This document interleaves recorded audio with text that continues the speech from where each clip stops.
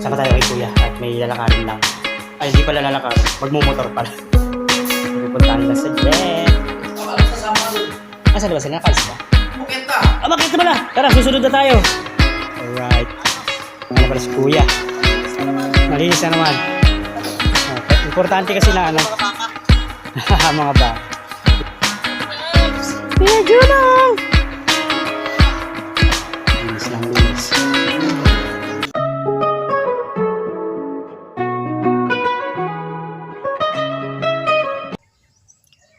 Okay. Kailangan magandang laban natin ngayon. Lalo't maganda ang sikat ng araw. Ayan. Dito tayo sa terrace. Okay, good morning mga kapeps. Welcome back sa panibagong set ng ating vlog. Today is Wednesday na. Ayun, 7:09 ng umaga. Kung makikita nyo is ano na tayo. Fresh na tayo. At maaga tayo naligo. Maaga tayo nag-prepare. Para may maaga tayong masimulan or magawa, no? Hindi pa natin alam kung ano yung talagang pwedeng mangyari ngayon dahil kahapon, tulad yung kahapon, inisip natin kung ano ba yung pwedeng maging content natin lalo't nandito tayo sa Campanalig. Pero ang hirap pa din kahit paano mag-isip ng content gawa ng halos pa ulit-ulit lang yung mga pwede natin makita. Tsaka nung Monday maganda kasi baga nalayo kami ni Campanalig, napunta kami ng Obitono. Ayan, binanding namin yung isa't isa para maiba nga yung circle ng set ng vlogging. Kaso yun, sa kasamaang palad. Hindi naman kasamaang palad. Medyo mababa lang yung set ng views natin doon. Pero, ayun nga, medyo nakakalungkot. Pero hindi naman natin kailangan i-please yung tao na, na manood sa kung ano yung content natin, di ba? Lalo't hindi naman talaga pag ganun ka-quality. Pero syempre, gagawa natin ng paraan para maging quality lahat. Hahanap tayo ng ibang pagkakataon, di ba? So sa ngayon, siguro dito lang muna ulit iikot yung yung vlog natin sa kung ano yung mga pwede natin magawa. Baka mamaya magtanim ako dun ng ng kung ano pwede maitanim sa may kubo. Ayan. Ayan, sila Kapanaligising naman na, si Kuya Utol at sila Kuya Jumong. Sila Kuya Waning nandito na rin at doon pa rin naman sila. Yun pa rin yung set nila sa paggawa kay Kuya Jose. Ayan, at malapit naman nang matapos. Baka Biyernes daw tapos na yun. Okay. Ayan, nakakwento ko lang. Yan, happy monthsary nga pala kay Mami sa asawa ko. Ano na kami, 11 years, 1 month. Yan. More tatag pa kahit medyo magkahiwalay. Hindi naman kami magkahiwalay, magkasama naman. Kami pa rin naman, hindi lang magkasama sa bahay. Kumbaga naayos pa rin natin yung set na para magkakasama kami sa mga susunod na panahon. Ayan, so subaybayan nyo yung mga mangyayari mamaya. At ayan, maaga nga tayong bumangon para may mga magawa, may mahanap na gagawin.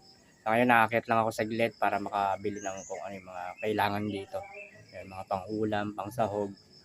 Tapos kailangan din pala ni Mami ko ng baon ng mga bata. Ayan, kasi mga nakaraan na pinadala natin talagang sakto lang. May mga natatabi tayo dito pero halos paubos na rin. Sana kahit paano may magandang sahurin sa sa 21 nitong June. Sana kahit paano maging maayos. Sana maganda yung mga views natin kahit paano.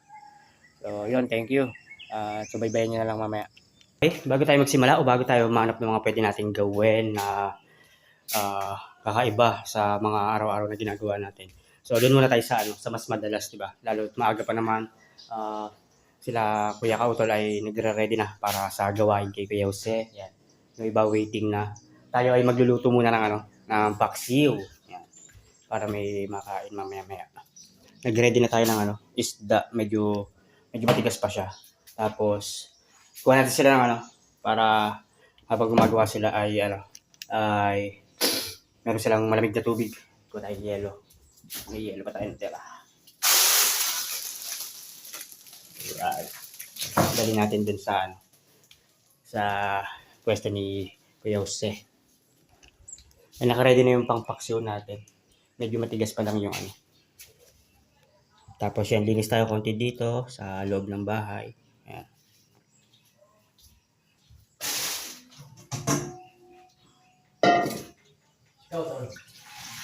Aliligo na.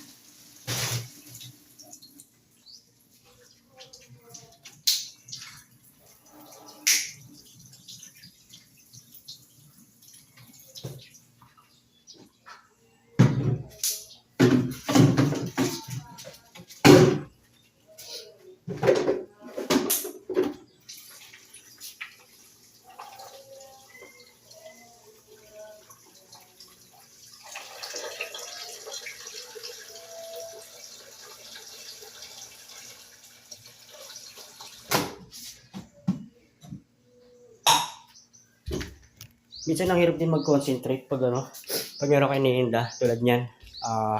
Nung Lunes kasi galing kami ng Bitono, hindi ko alam pagka-uwi dito parang may mabigat na yung ano, yung pakiramdam ko, parang may sipon hanggang sa nung umaga na kahapon. Yun, medyo naramdaman ko masikip na. Buti ngayon kahit papaano, lumuluwag-luwag. Ang sakit lang din sa ulo pag ano, pag masikip yung sipon. Yan, kaya ano, hindi natin pwede patagalin to, kailangan gamutin agad. Ang hirap yan, sakit sa ano, sakit sa batok, pag lalo pag ano, napapasingot ka. Ayan, luto muna tayo ng paksiw. Hatid lang natin yung tubig dun sa ano, sa pwesto nila. Kahapon, hindi tayo nakakuha ng clip nga, di ba? Kasi medyo mabigat nga yung katawan. Ayan, medyo marami yan kahapon. Tinulungan natin si Kuya Waning magbitbit niyan pababa. Right, ayan, nag-uumpisa na ang team. Water. Alright. Wow! Thank you, Pepe. Yes. Nag-ibig sa tubig. My love. Kailangan ng water sa katawan. Kaaga ng kadilit. Ng Kuya Luni, Kuya Waning. Okay, sana ano, malambot na yung isda. Para makapagano tayo, paksiw. Uy, si Banali. Uy, good morning, Pepe! Ano laban yan? Banaba? Banaba. Wow. Banaba ka na rin. Health conscious. Siyempre ganun tayo eh. Ray? Kasi gusto natin healthy tayo palagi, kaya banaba ang natin. Yes. Ano? Bakit mo ni-resting yung ano? Yung electric fan kagabi. Kagabi kasi scroll kami, nagulat kami. Nakataob na yung ano, electric fan. Tinayo na lang video mo. Siguro na ano lang natamaan. Ha? Medyo pagod kasi si Kapanalig. Pinapatayo ko kasi yung higaan, kaya nakataob yung ano. So yan, luto tayo. Tapos linisin natin mga pinagkapihan kanina umaga. Yan. At yan, ready na. Salang na natin. Nakasalang na siya. Apoyan na natin. Low heat lang. Right. Alright. Alright. Shout guys. Ayan. Wala sa pagsalang natin ng paksiw. Ayan na siya, kumukulo na siya at medyo ready na siya. Nag-dry na din. Patayin na natin. Dito ay medyo okay na rin. Ayan. Tapos, sama tayo kay Kuya at may lalakarin lang. Ay, hindi pala lalakarin. Magmumotor pala. May pupuntahan lang saglit. Akala ko sasama ka dun. Saan na ba sila? Nakalis na ba? Umakit na. Bakit pala? Tara, susunod na tayo. Ayan. Kung mapapansin nyo, nagmamadali na tayo. Nagugas kasi ako ng plato habang nagluluto. Ngayon, si Kuya kasi, tsaka si Kuya Luni ay may lalakarin or may pupuntahan. Sabi ko sama tayo kasi para makapagpag-gigas kay Mrs. ng ano, pambaon ng mga bata. Sana abutan natin. Hindi ko napansin na nakakit na pala. Ang taas pa naman ito. Wala na sila. Sana abutan. Ito yung project natin yan mamaya. Yan. Ayan yung mga hindi maiwasan eh. Ayan na si Kuya. Buti naalala kahit pa paano. Hingal. Takbo pa akyat. Bigla lang sinabi ni Toto. Huwag ka lang sasama ka. Hindi niya alam na sa kusina ako. Tara. Umabot tayo, umabot.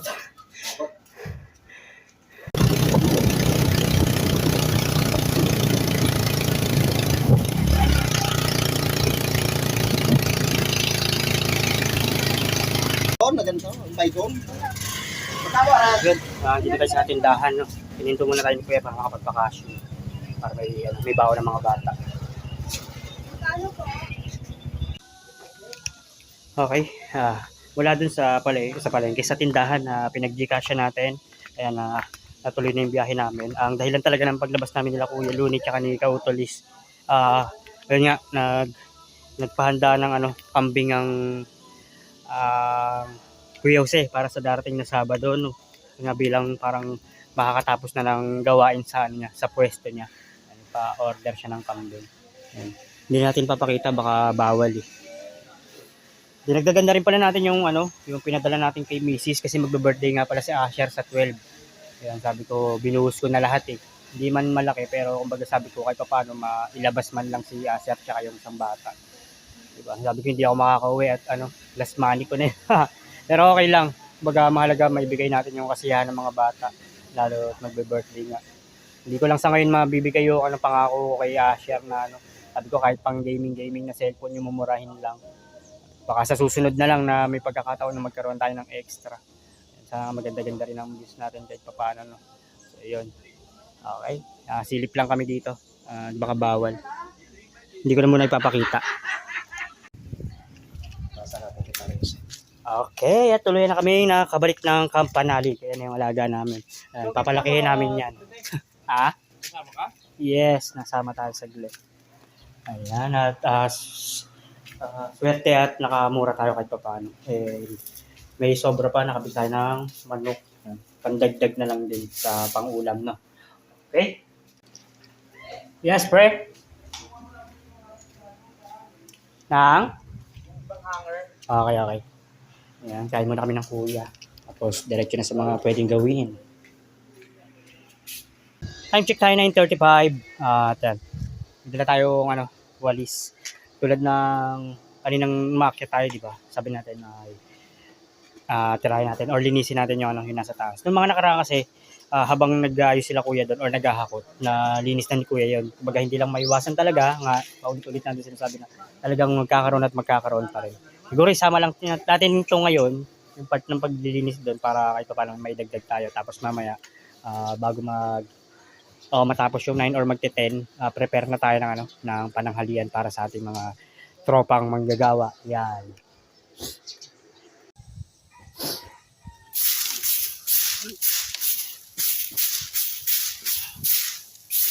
Tanggalin lang natin yan.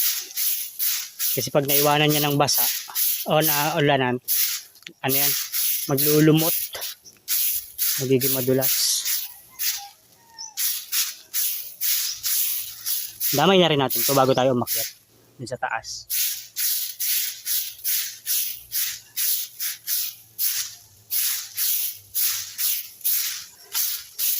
Ang hirap pag may nararamdaman, lalo sipon, ang sakit sa ulo pag masikip. Ang hirap suminghot tsaka suminga. Grabe. Ay, nakita tayo sa taas para maayos na natin doon. Diba? Pero kumbaga, hindi talaga natin masusure na pag nilinis natin siya is malinis pa rin dating ng mga susunod na araw. Alright, dahil baboy. Kaya tayo. May mga ilang tayong nawalis dun sa baba. Yun doon, di ba? Dito, hindi ko muna inumpisahan. Doon na tayo sa taas manggagaling. Ang hingal pag pagpaakyat kang nagwawalis or nagigilid ng mga mga basura or mga dahon-dahon. Ayun, sa taas tayo magsisimula. Yan. At bilang nandito na tayo sa taas, yan, simulan na natin ang linis serye. Yan, para may maidugtong lang tayo kahit paano. Mga susunod, ibayin na natin yan. Promise. Saan na tayo?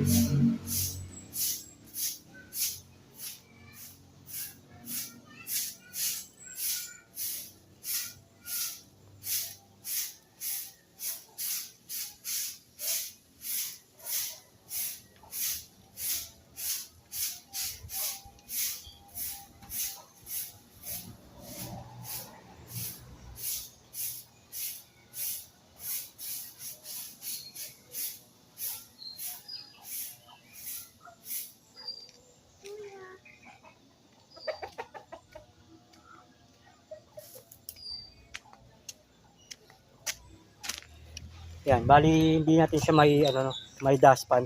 Yung mga lupa, binabalik lang natin sa ano, sa kung saan siya nanggaling. Yung parang ganyan. Yan. Tapos yung mga dahon-dahon ang isi-separate natin kung sakali. Yung balak namin nila kuya nung nakaraan, hindi pa namin maumpisahan. Yun nga yung lalagyan to ng ano, lupa tapos ano, isasako. Parang katulad nun dyan. Yan. Para ano, makahigman, hindi ano, hindi tumapon dito sa right to po yung ano, yung lupa. Kasi gamit pa yung sako na ano, na pang semento, pinaglalagyan pa ng buhangin. Alright. Ayun na pala si kuya. Malinis na naman. Malinis na naman. Okay. Importante kasi na ano, Mga baka. mga baka. Importante talaga siya na nalilinis dahil paulit-ulit siyang nagkaka lupa. Siguro sa susunod pag ano, pag medyo okay na at magagamit na yung mga sako na galing sa ano, galing sa semento, yan. Malagyan na ng buhangin or ng lupa para mailagay dito. Kaya Jumang! Linis lang, linis. Dito medyo may basa. Sana ano natin siya, madali or may pang scoba, no? Ano kaya pwedeng gawin dyan?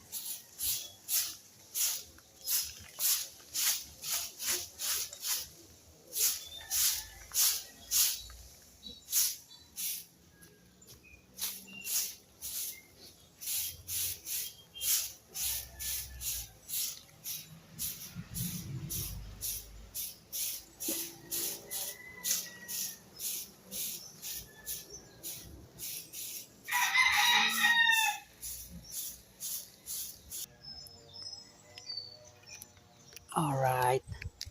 Medyo malagkit lang dito sa part na to. Gawa ng kasi lupa tapos nababasa. Ayan. Dapat to maano, may scoba, no? Tama ba? Scoba. Or yung ano, pambomba, no? Sana pwede dito yung ginagamit namin na galing kay ano, kay Ate Ana. Alright. Medyo mahaba-haba pa.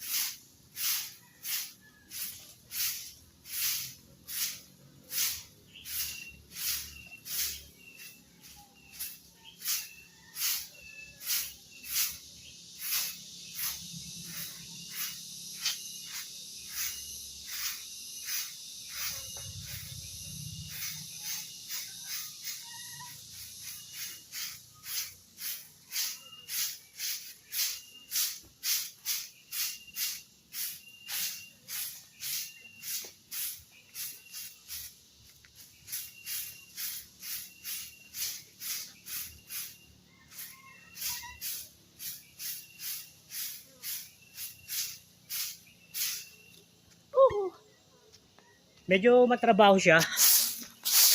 Pero, siyempre, hindi naman palagi. Baga, pag nalinis natin to sa mga susunod na ulit, diba? Yung mga nakaraan lang din, hindi mapukusan. Gawa ng, siyempre, may mga iba-ibang inaasikaso. Diba? Hanggang dito na lang naman. Ayan. Tapos hanggang dun sa baba. Medyo mahaba na rin yung part ng pagwawalis natin dito. Ayan.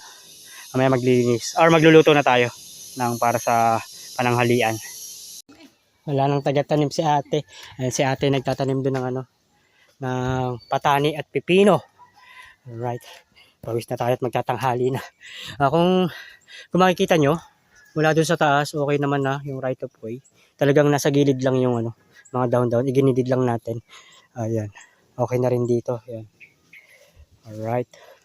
Bali, unahan ko lang kayo sa mga makakapansin kung bakit ginigilid lang natin. Hindi natin kasi siya madadaspan or maisasako yung mga damo tsaka ibang dumi. Dahil uubos tayo ng oras. Kaya pansamantala lang, ganyan muna yung ginagawa natin. Mahawan lang para kahit paano yung right of way ay hindi napapamahay ng lupa or naiimbakan ng lupa tsaka dahon, no. Hindi siya madulas, di ba? Yan, kahit paano nalilinis-linis natin. Talagang yung gilid lang ang hindi natin ma-sure na matatanggal. Dahil mahirap talaga siyang hawanin at napakarami. Uubos ng oras ng mga sako, ayan, daspan, tsaka wala pa naman din tayong paglalagyan yan pansamantala. Ayan, okay naman na lahat. Doon na lang, konti na lang dun sa part na yan. Sobrang konti na lang. Ayan, ganun lang ginawa natin pansamantala. At kahit pa paano, maalwan lang daanan. Diba? Yan. Malalim-lalim na ang patapos natin hanggang doon. Yan. Ito na lang naman, konting-konti na lang.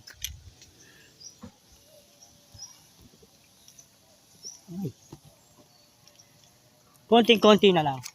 Yung doon sa gitna or sa baba, okay na eh. Habang paakit tayo kanina, inawasan na natin. Medyo mainit na. Kailangan matapos na.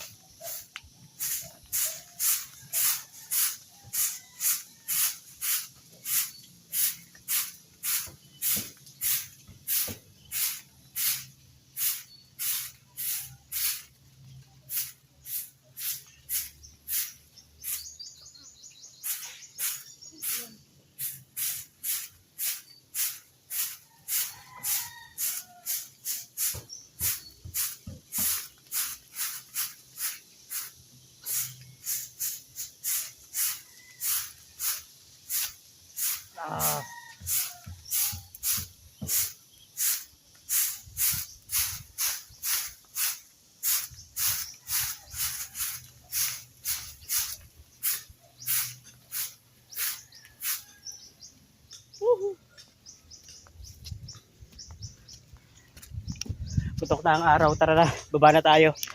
Mahalaga, malinis naman na siya. Alright. Tsaka, hindi maiwasang pag humangin, babagsakan pa rin niya ng mga dahon. Mahalaga na bawasan lang natin. Or nalinis kahit pa paano. Sa mga susunod na araw, ganyan na makikita yung content natin na isasama. Kasi syempre, lilinisin pa rin natin yan. Diba? Ang init! Yan, prepare na tayo ng pananghalian. Time check tayo, 10:42 na ng umaga at nakababa na tayo galing sa paglilinis sa taas. So yun, prepare lang tayo ng ibang mga pagdagdag sa pananghalian. Bali ang magluluto kasi ng ulam natin si Kuya Kautol. Yan, at naisip niya nga na yung manok na binili namin dahil may sobra nga dun sa pambili ng kambing, nakabili ng manok. Yan, ang balak ni Kuya is gugulayan. Ang gulay na gagamitin ay yung puso ng saging. Alright. Bali, titila din lang natin siya or hiwa-hiwain na medyo maliliit. Tapos magdagdag lang tayo ng sinaing dahil may sinaing naman na kanina. Tapos may natira naman kagabi. Nakakain naman ang lahat ng agahan. Magdadagdag lang tayo ng konti para para hindi mabitin. So yun, i-ready lang natin yung mga kailangan ni Kuya na rekado, tsaka yung manok matilad. So iwain na rin natin yung mga sibuyas, bawang, luya para magamit ni Kuya, no? Okay. Ayan. May sinain na tayo, di ba? Tulad kanina ng sabi ko. Basta kapag ready na rin tayo ng isa pang sinain para hindi mabitin. Ito na rin yung yung manok. Ay, nagayat na natin. Tapos si Kuya mag-e-entry ng luto na makikita natin sa kanyang vlog. Ang tawag sa luto ay inubarang manok. Inubarang manok. Ay. Na ngayon lang natin matitikman. Alam naman natin ang Kuya talaga sa pagluluto. Parehas kami ni Kuya. Tapos next na natin itong mga rekado. Panoorin nyo sa vlog ni Kuya ang inubarang manok. Kung masarap talaga siya. Ayan, preparado na ang lahat para kay Kuya. Yes, salamat Peps. Thank you. Si Kuya ang mag-ano ngayon. Inubarang manok. Inubarang manok. Ang lulutuin ni Kuya ngayon. Yan. Tingnan nyo sa kanyang vlog. Ang inubarang manok para sa aming pananghalian. Ayan, preparado naman ang lahat. Busy pa yung ibang team sa paggagawa doon. So, medyo mahaba na rin itong part ng vlog na to. At di natin nakuha na ng clip yung mga paghihiwa natin na alos common naman na yun. Pero, okay naman na siya. At si Kuya na ang bahala sa pagluluto ng ulam. Ayan. So, hanggang dito na lamang po muna. At para may masubaybayan pa kayo sa mga susunod, sana may mga maidagdag tayo or may i-content na bago, no? Medyo mahaba na itong part ng nagawa natin. Naglinis tayo sa taas. Tumulong tayo kay Kuya sa pagkuha ng kambing na gagamitin para sa Sabado. Dahil sa pagtatapos ng paggagawa kay Kuya Jose, magpapakambing. Yan. So muli, maraming salamat sa mga sumusuporta at susuporta palagi po tayo mag-iingat. God bless po and bye-bye.